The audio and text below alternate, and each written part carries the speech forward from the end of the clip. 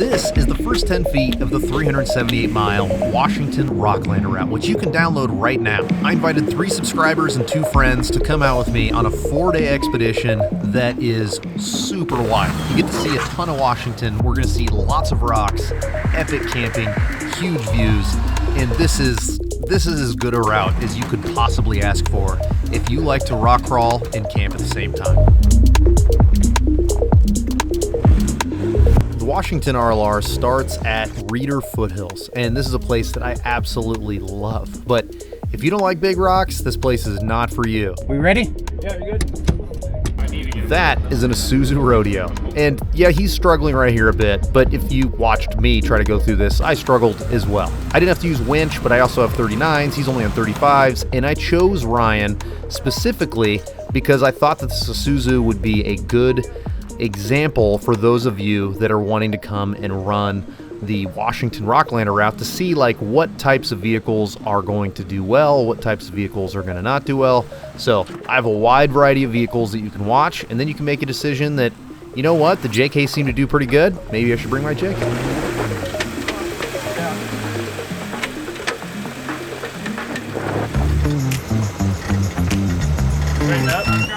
Like a rock. Kelly got his S10 Rocklander build roadworthy like a year and a half ago, and since then he's done the Oregon BDR with me. His first trip was 1,000 miles. We've done the Nevada BDR together. We've done Fordyce, we've done Rubicon, a whole bunch of local trails, and it's holding up really well. But there's one problem that he keeps running into, and that is the rear drive shaft. The one thing Kelly brought up this morning, Drive line. don't look at my face. That my face is a bad indicator of what's I'm not wincing because your drive shaft. It has nothing to do with this. Matt's face. No, stop it. We need to ramp it up over here. Here, Matt, take the camera. Bring it forward, nice and easy. To me, it looks like it's going to come up.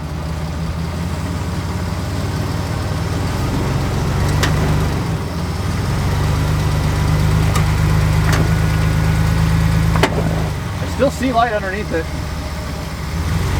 Your pinion guard is, oh, there we go, it went right up. You're not touching it all anymore. I love you guys. I love you guys. There are lots of places where a long wheelbase can really shine, but unfortunately, Reeder Foothills is not one of these places. Yep. Driver, if you can, you're gonna come up here, go down there. Okay. Yep. Hold up. You're gonna have to back do it again. It sucks.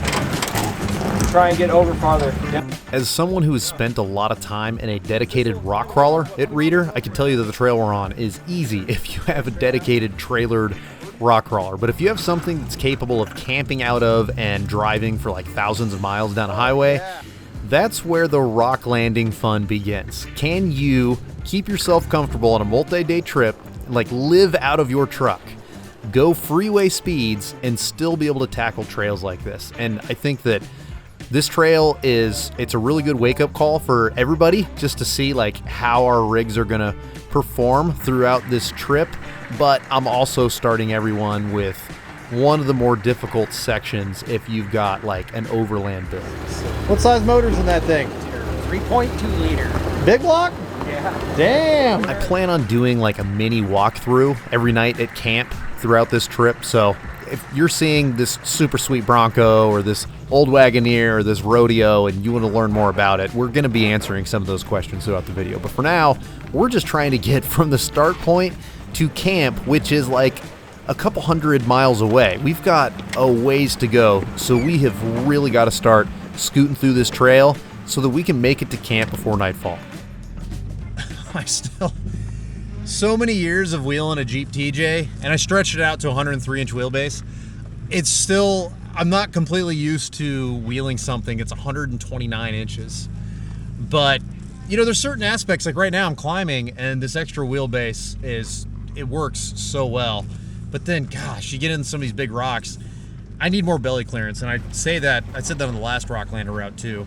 So whenever the portals show up, we're gonna get this thing a little bit taller. I'll have a little bit more clearance, and it should do a little better through these types of trails.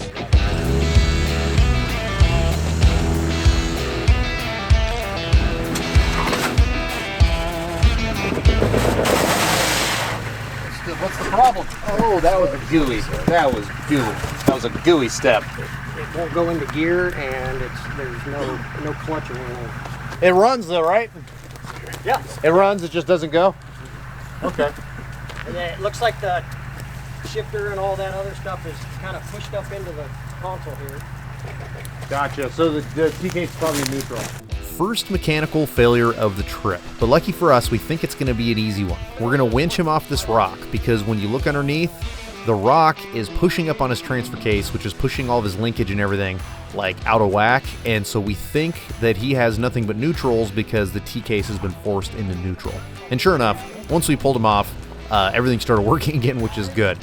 We are maybe a third of the way through these 2 trails. This reader section it's pretty short. It's only 2 trails. We're just trying to get to Axle Alley. Axle Alley's, it's relatively easy. It's fun. There's just a couple of big boulders in the way between you and freedom. If you have an appetite for destruction at all, I highly recommend you check out the trails here. The point of the Rocklander route is not just to have like a challenging trip with your friends, but it's to expose you to these really cool sections of public land in these different states that we're doing this in.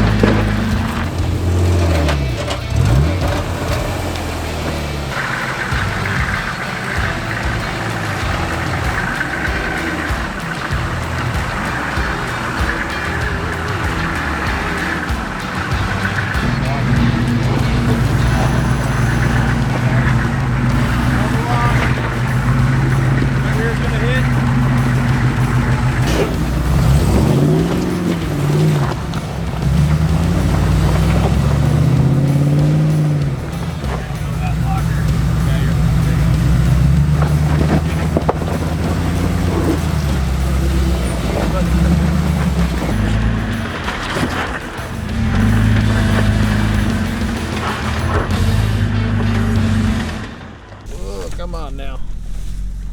Oh boy. Oh. You know it's bad when you got to stack rocks and winch. As lead vehicle, you don't always have access to a spotter when you need it, and I could tell that I was on something, but the truck kept driving forward until, of course, it didn't. Come on, girl.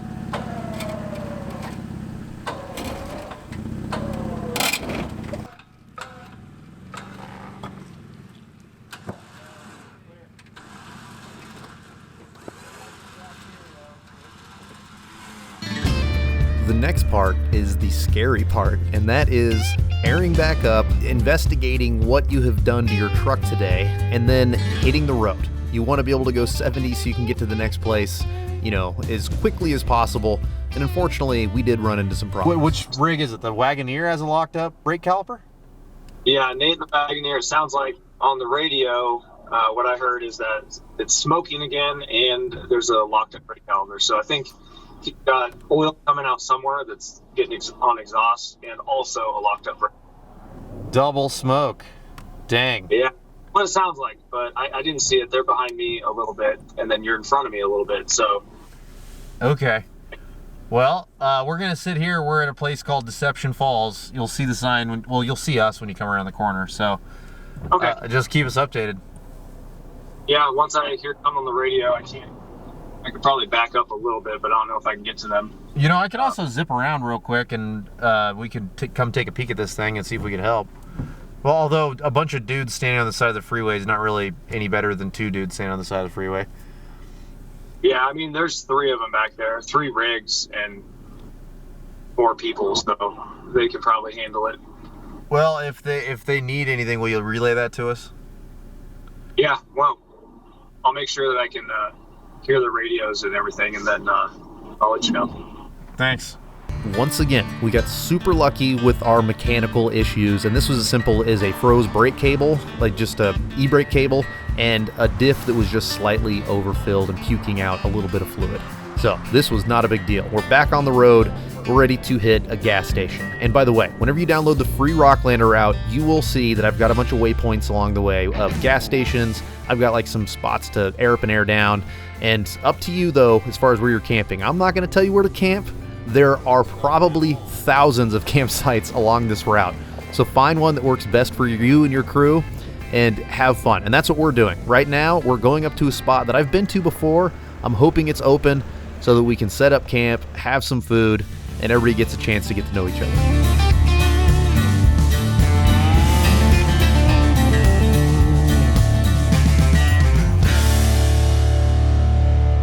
We're cooking slow. That's what my brother and I are smoking. Yum yums. Yummy. But smoking is a slow process, unfortunately. We'll eat eventually. So what year is the Bronco? 1972. 72. Sir. I love it, man. It's the perfect size. Thank you.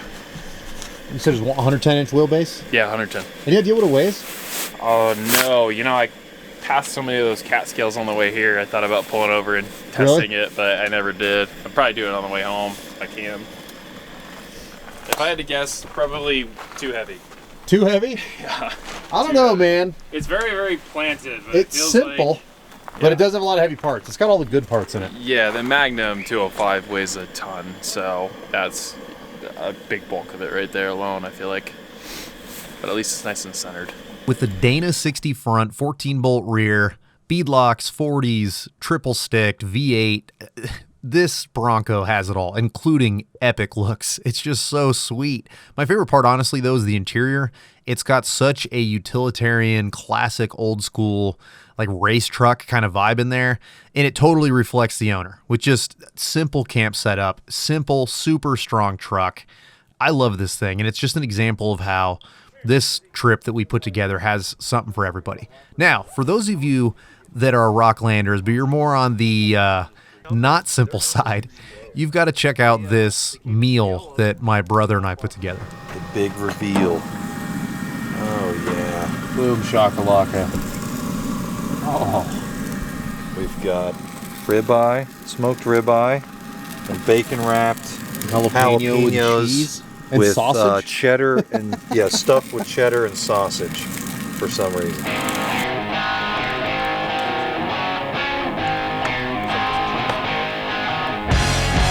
Day 2 is all about making miles and big views.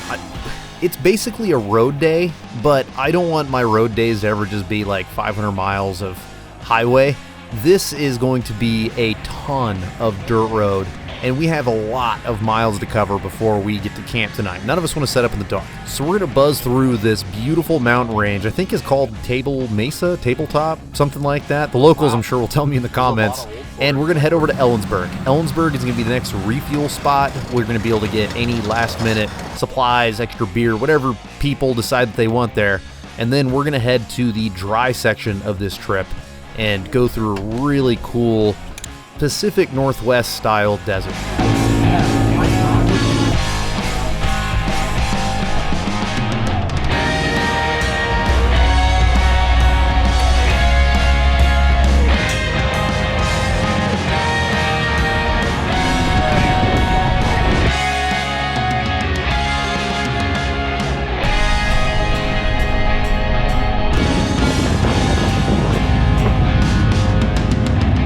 This section between Ellensburg and Enumclaw is by far the most diverse section of the entire trip, and it's also the longest. So if you've got a gas guzzling V8, that thing is super thirsty, I recommend bringing a jerry can.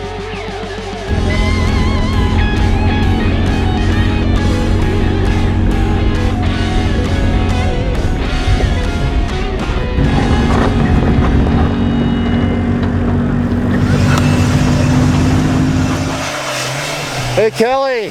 Hey, what? According to my truck, it's a balmy 42 degrees outside. I can feel it. It feels like it. Feels Good colder. Lord. It's a nice camp though, and we're out of the wind. Yeah. I don't see any widowmakers, which makes me happy. There's even a fire pit. No wood, but fire pit.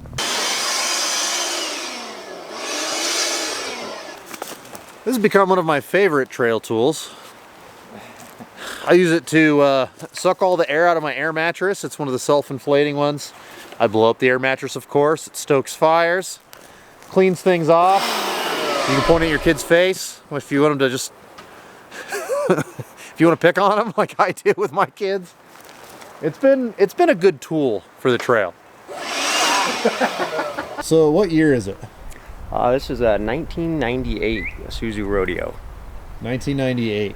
And right now you're looking at stock axles. You just added lockers, and did you do shafts or anything? I haven't done shafts. There's not much available for these, aftermarket or custom. It has a Yukon Grizzly in the rear, 456 gears, and a front diff out of a Isuzu Trooper 4-cylinder. Any steering mods? So I have Heim steering in the front. Other than that, nothing. But it's still the stock rack? Yeah, stock really? rack. Nothing much there. Yeah, I'm actually leaking fluid out of it right now. So. Oh, yeah. that's steering rack problems. That's normal. Yeah, IFS issues. This Rodeo has a custom built 3-link rear suspension, which is awesome. It was done really well. He's got custom roof rack. He's got a custom rear bumper that was like a DIY build your own bumper kit for like a Cherokee, I think he said, or maybe a Grand Cherokee, something like that. And then he trimmed it up and sized it and welded it together to fit this Rodeo, and it looks so good. I think that this is such a great example that you don't need a $100,000 truck on 40s to come and do these trails. If you're willing to pull cable here and there, and you've got like a good spotter and just a well-built truck on 35s, you can do a lot of this stuff if you've got the right crew and the right amount of determination. Speaking of determination, we have a giant day of wheeling tomorrow, and we're going to end like on a whole other side of the mountains, and we're going to be doing an extremely diverse day, starting with moon rocks and funny rocks. Today's going to be a big day. Yesterday was very overlandy. Today is going to be a little overlandy, but we're going to be doing some wheeling. And starting with moon rocks and funny rocks is kind of an awesome way to start, in my opinion. And Kelly, because you've got such long wheelbase, I expect you to be showing off pretty big today. Yeah, I plan on putting my tires on whatever I can find out there. If there's one thing I know about Kelly, it's that he likes to put his tires on stuff. I mean, you have to. You got to do it. Moon rocks and funny rocks are these weird geological anomalies, in my opinion, where they're not like anywhere else that I've wheeled in the state, and I have wheeled all over this state. Nothing is like this. You feel like you're in western Colorado, where like the Utah, Moab style rock meets up with a whole bunch of like alpine Colorado style mountains. This feels like that. It's on a way smaller scale, but because you can choose your own adventure, you can show up here with a stock truck, you can show up here with like a built rear steer tube buggy, and both people can have fun because you're picking which lines you want to do and taking whatever risks you feel comfortable with.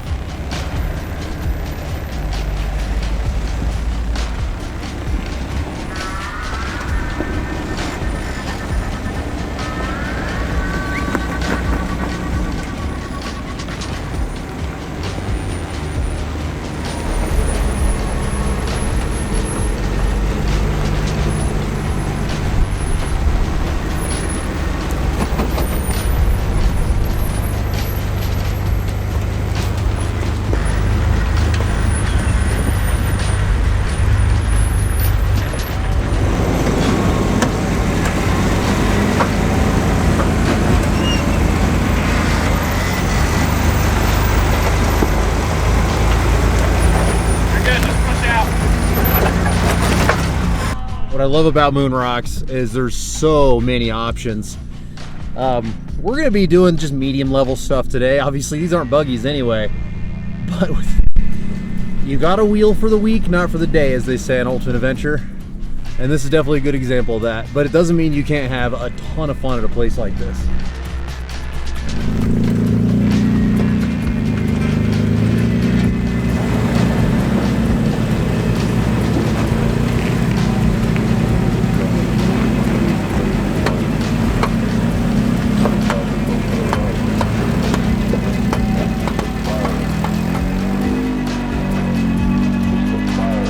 There are a ton of great lines out here, and Kelly and I are such creatures of habit. Of course, we're going to do like the same 6 or 7 lines we do every single time we come here.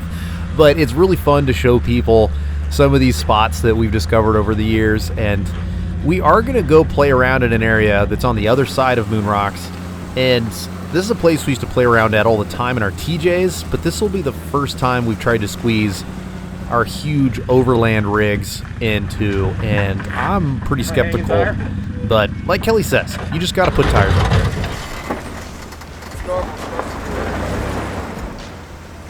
You made it pretty far. Yeah, I think I'll just park it here. I see a lot of back and forth online between doing a 2-piece rear drive shaft or a 1-piece when you have a longer wheelbase truck like this. And Kelly and I have talked about this a lot. The 2-piece drive shaft in the rear is a lot more money, but this is a great example of when the extra clearance of a 2-piece would be very handy.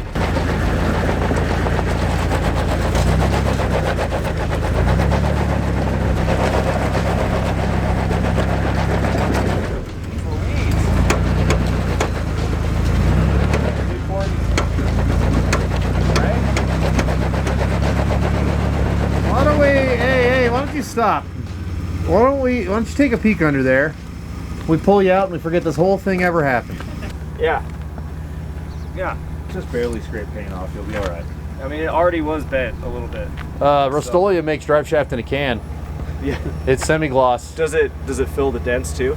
No, it just makes it black again, so you know that it's fine. Dang it. After giving Kelly's S10 a quick tug, we had a powwow to decide if we had enough time to hit Funny Rocks, and we decided that we're right here. We have to. Funny Rocks is right across from Moon Rocks. It's a very small version of like a similar kind of thing. There's just a couple cool lines there.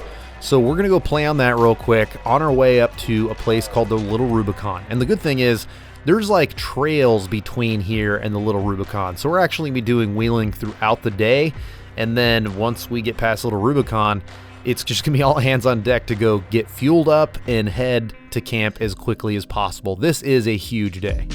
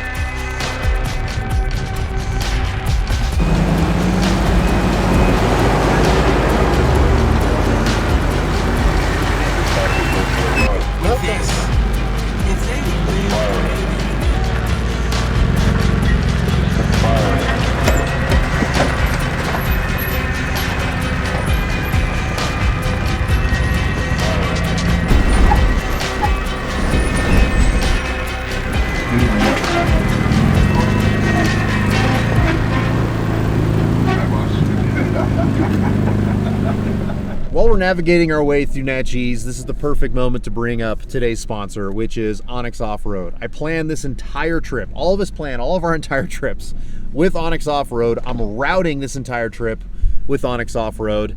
And if you go to rocklanderroute.com, you can find this trail on our website, and you can download this exact route. It'll instantly update the trail with all of our waypoints and everything to the Onyx app, and then you can come out here and have these adventures yourself. And if you get the Elite Partner membership through Onyx, you save insane amounts of money on wheels, on shocks, on winches, builder parts. So if you're in the middle of a build and you want to save some money, definitely get the Elite membership and take advantage of all those all those brand partnerships to make it sure you can save some money. The next point of interest is called Little Rubicon, and this is like an obstacle. It's not a trail, but it's off the side of a cool trail, and it just kind of breaks up some of these long stretches of dirt roads. The Little Rubicon, I don't know who named it this. It is a fun little spot, but emphasis on little. It's not very big. To me, it smells like the Rubicon, and the rocks that are next to the trail look kind of Rubicon-y. I was like, this is like kind of Cadillac Hill. Kind of Cadillac Hilly, yeah. But again, emphasis on little, that's for sure.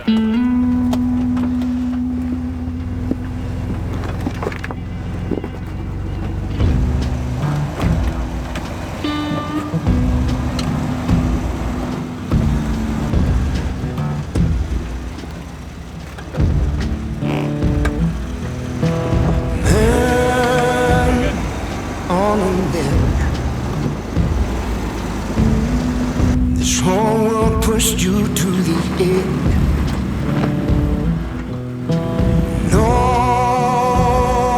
Nobody knows all the pain you shouldered on your own. Here's hoping you haven't made up your mind. I know this world can be so unkind. This is my favorite part of every single trip that I take. Right in the middle. The beginning, there's still some anxiety about all the things to come. You've been preparing for weeks and months sometimes. But right now, we're in the middle of this trip. We've got tires on the ground. We've got a whole bunch of miles behind us, a whole bunch of miles in front of us. We're in the mountains with our friends. It's not too hot. It's not too cold. It's not too buggy. I feel like I wait all year for this little moment right here. And as a builder, I'm observing these different shapes and different sizes of vehicles working the same obstacles, and all the problems in the world are nowhere to be seen, nowhere to be found, nowhere to be felt. It's so important in life to just get out and do the stuff that you love and have these experiences with a bunch of good friends so that you could galvanize those bonds and solidify those relationships in some way. I woke up in the middle of the night, opened my eyes in my own mind, dreaming you. Well, all my dreams are sweet when you're not laying me down to sleep, not dreaming you.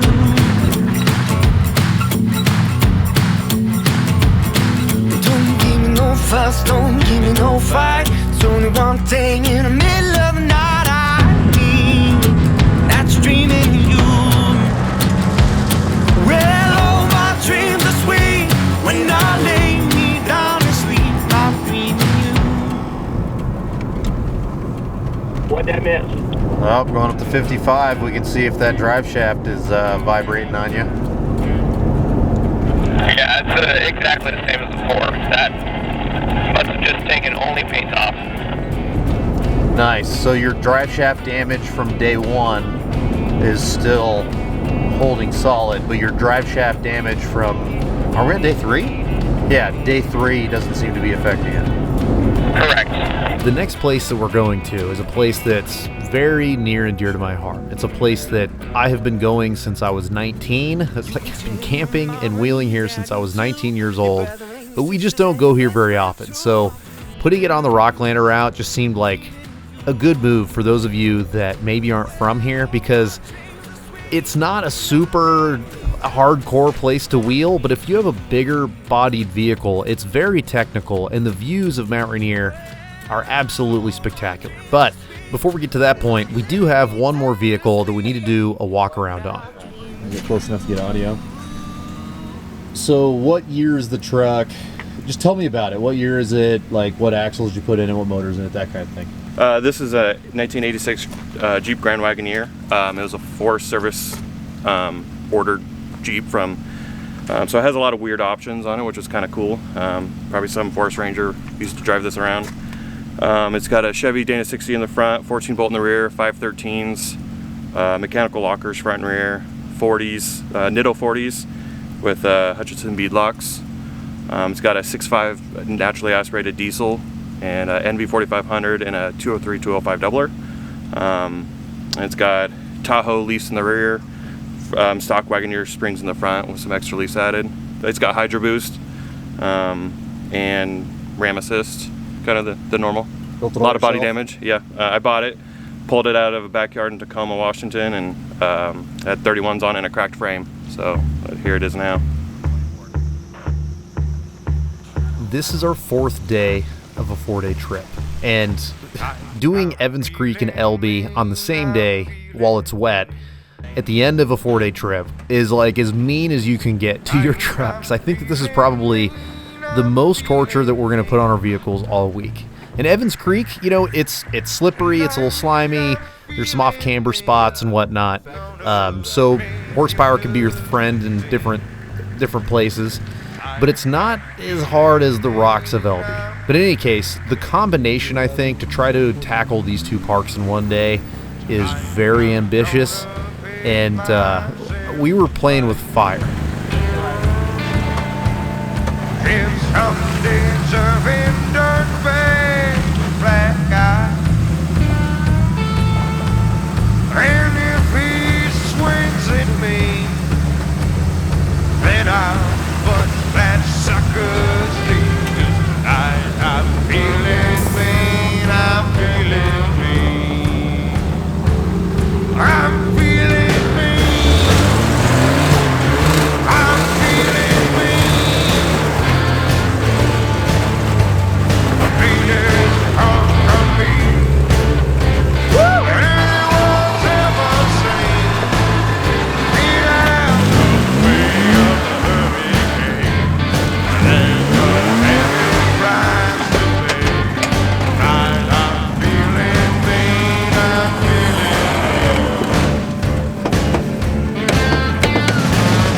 Driven 294 miles since the start of this trip at Reeder Foothills, and in that time our trucks have seen a lots of bumps, lots of bruises, lots of scrapes, lots of miles carrying all of our stuff to live in these trucks.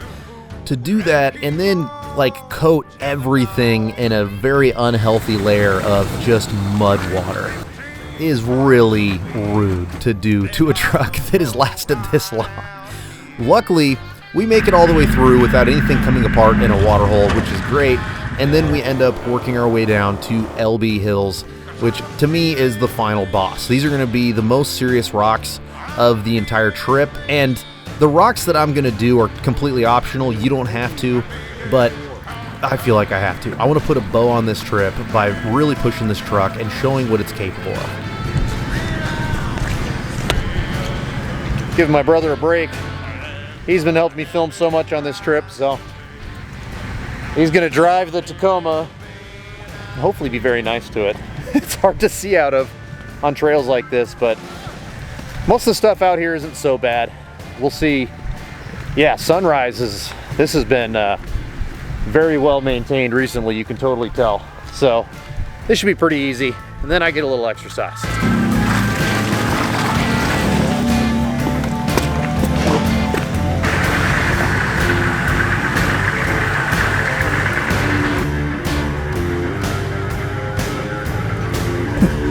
Can't see out this thing at all.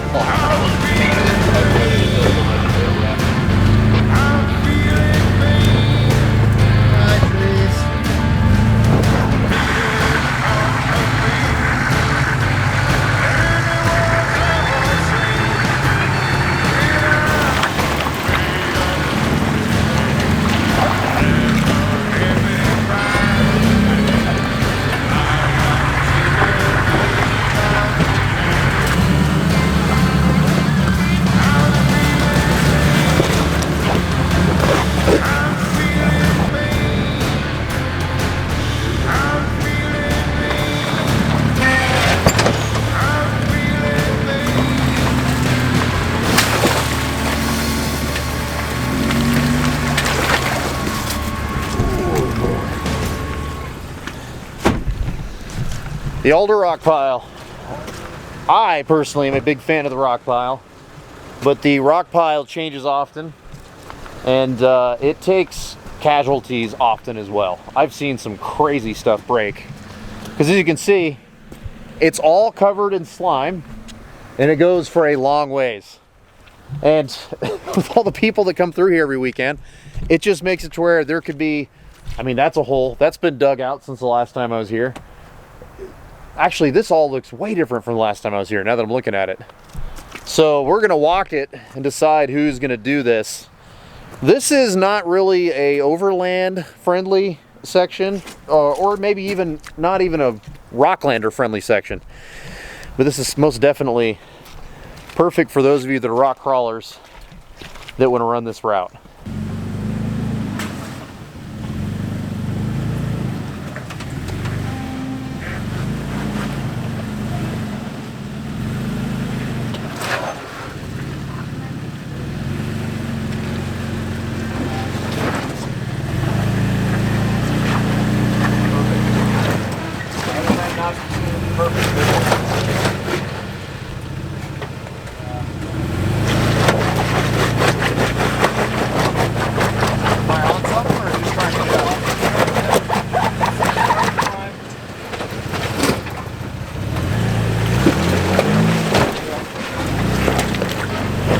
Hey Kelly, driver tire on this rock here? Yeah, the one inside this.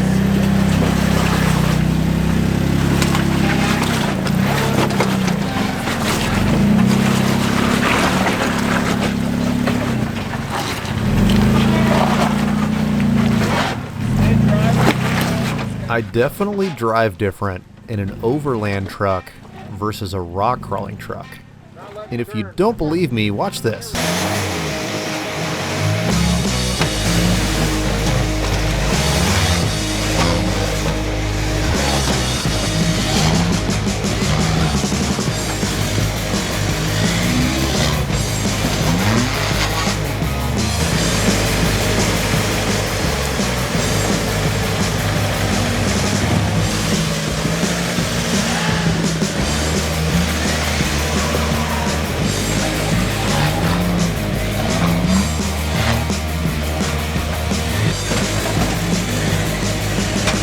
These trails are nasty, but I want like the overlanders who watch the channel to know that none of this stuff is impossible. And when you watch someone that has like a dedicated rock crawler do this stuff, you realize like, oh, okay, you can float over that in the right circumstances and in the right vehicle and whatnot.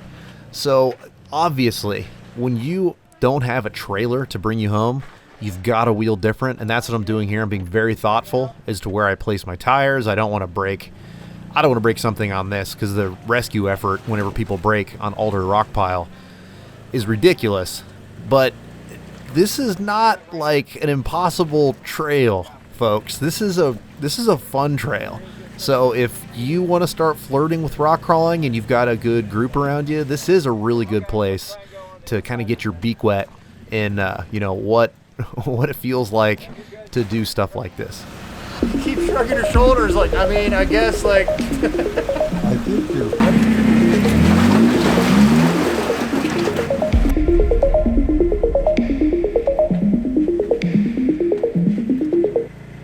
After 4 days of wheeling, nobody else in my group wanted to do the rocks, and I don't blame them. And I would love for the Tacoma to look like a hero on this thing and make it all to the top, but I was riding the struggle bus hard, so we bailed out. We also do have the sun going down, so we are going to finish the rest of Elbe. The way that I did this, you're going to hit 4 trails in Elbe, like probably the biggest 4 trails as far as trails are concerned, and then end at Boat Ramp. I highly recommend you check out Boat Ramp. If you've got the right build, you could definitely do Boat Ramp, but it is no joke.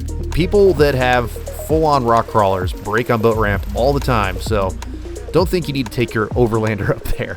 But in any case, this place is full of fun trails. If you've never been here, I highly suggest that you spend at least a day or two just exploring everything. And Busy Wild, by the way, especially in the wetter seasons, is super fun. So make sure you explore this place. This is Boat Ramp. This is an optional route that I was wanting to do. I thought I was going to have portals on the Tacoma before now. But holy cow, is it soppy right now. Look at this. If you haven't been to Elbe and you haven't seen Boat Ramp in person, you've got to come and check it out. So anyway, thank you so much for watching. Thank you to everybody who came to this. This was an awesome week, or it felt like a week. This was an awesome 4 days. And I can't wait to come back as the weather gets better and do this whole route all over again. So thank you so much for watching. Thank you to Onyx for sponsoring this video and making these trips and these routes possible. We'll see you on the next one.